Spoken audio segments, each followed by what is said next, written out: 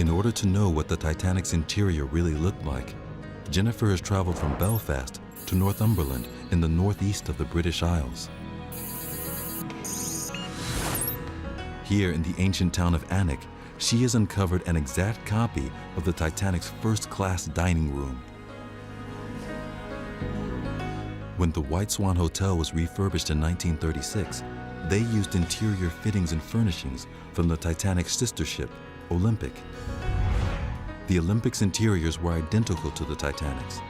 The ships were designed and built by the same Belfast craftsmen. And in the lobby of the hotel is the last remaining section of the grand staircase from the first-class saloon.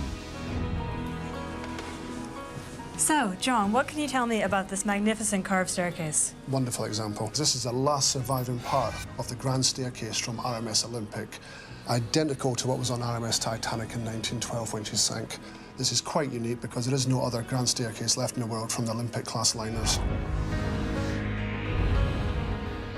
The breathtaking detail of the hotel dining room reveals more evidence of the skills and expertise of the Belfast shipworkers. The ceilings, windows, light fittings, and the exquisite wood paneling all reflect the golden age of sea travel. Here is a rare opportunity to sense what life must have been like on board the Titanic.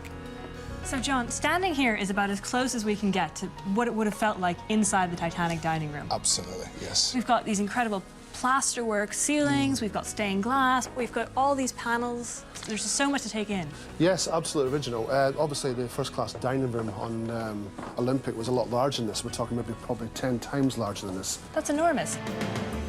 I want to know more about this woodwork. It's incredible. It is. The craftsmanship here is absolutely amazing. Now, the Olympic carvings were all made at Harland and Wolff, same as the ones in Titanic. And the craftsmen spent many hours working day and night to produce all this marvelous workmanship. Peary knew that this was the best way to attract big spending clients. John, I can tell from looking at this woodwork that they were working towards a very demanding clientele. Absolutely. This is first-class panel at its very best in the height of 1911, 1912. And no detail is spared. Tell me about this light fitting here. It's bronze. These are absolutely original to the ship. Yes, they are bronze. There was hundreds of these on board. And of course, state-of-the-art because they are electric. Yes, they are. Yes. Beautiful. Every detail of the room is themed, a clue to its function. I'll bring this to your attention. We have some musical notes up here and symbols on a piece of paperwork, all carved into the woodwork. That's a music book that's open. Yes, absolutely. And it's all hand-carved by those workmen in Harland and Wolff. That's incredible. It's And so tiny. the whole room is music-oriented. We have guitars.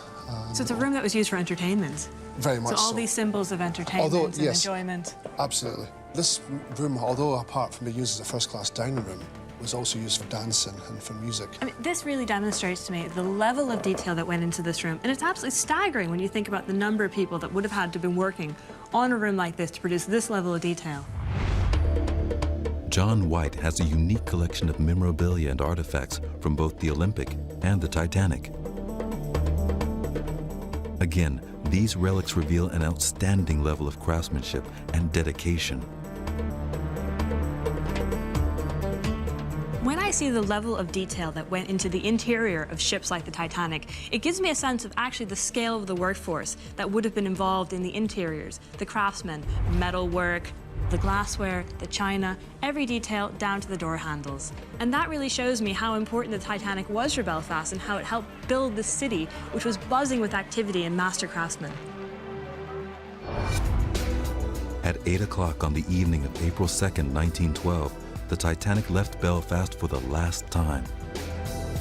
She was bound for Southampton, where she'd collect the passengers for a maiden transatlantic voyage.